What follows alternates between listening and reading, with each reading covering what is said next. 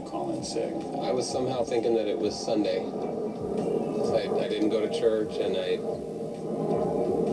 just missed the day and thought, I'll come back Sunday. So you got confused on what day it was? Yeah. He just got his days mixed up. That's why Josh Powell says he didn't show up for work and didn't call in sick the day after his wife disappeared. Listen to what he told a different reporter. We just miss her, and we want her back, and I love her, and my boys love her. How are they doing? They're doing okay. Do you have any idea what happened to her? No. Eunice, New York, your question or thought, ma'am? Hi, I think this guy, Scott Pearson Jr., I think he absolutely killed his wife. Well, okay, we have to be careful because in this country you're innocent until proven guilty, and I want to say that we invite Josh Powell and his attorney on at any time to give their side of the story. He is not a suspect, but I want to go back to Dan Hill. Look at this while he's talking. In terms of his eye movements, what do you make of his eye movements as he's doing these interviews when he's asked tough questions? Well, someone who's a hardened liar will quite honestly look at you, stare you down, because they're emboldened and they think they're going to tough it out. Someone who's not as good at this, not as accustomed to doing this, will in fact look away. That's a way of being sheepish, embarrassed, trying to hide, and that's what I think we have here. Here's my big issue. Should we follow the money in this case? Friends of the Powells have told reporters they sometimes argued about money. Here's what Susan's dad told me on Monday's issues. Some of the problems were related to financial situations in their life, but they had both, Josh had recently got a steady employment. And Michelle Sagona, now we're learning in 2007, Josh Powell filed for Chapter 7 bankruptcy. What do you know?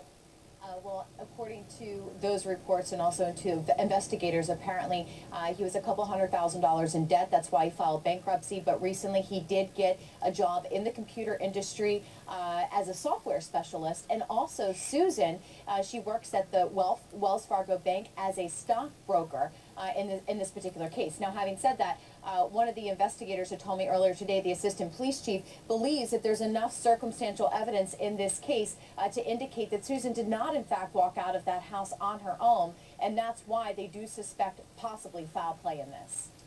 Diane, Utah, your question or thought, ma'am? Hi, Jane. Hey, how you doing? Hi, this is Diane. I watch your show every night. I follow you. Well, I'm so glad. What's your question? It's more of a comment. Okay. I live in Ogden, Utah, and I was LDS at one point. I've since left church. And in this state, I have noticed so much discrepancy between the religion and different races and different religions. Well, what does that have to do with, I mean, I understand that this doesn't really have anything to do with race, but Giovanna Owings, you're a friend of Susan Powell's. You are at the same church.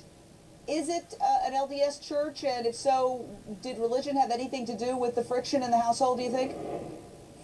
Yes, it is an LDS church. And no, as far as I know, there wasn't friction because of the religion. I believe he was LDS as well.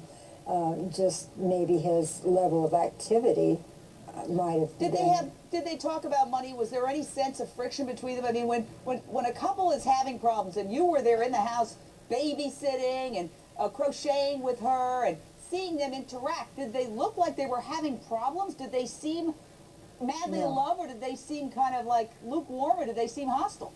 No, there was no indication of any friction or problems other than normal, things needed to get done and maybe they didn't get done on whoever's schedule. I mean, just normal stuff. So there wasn't sniping or hostility. You can usually pick it up. I hate to go to homes where the couples are arguing because there's an unpleasantness there that you can kind of almost feel.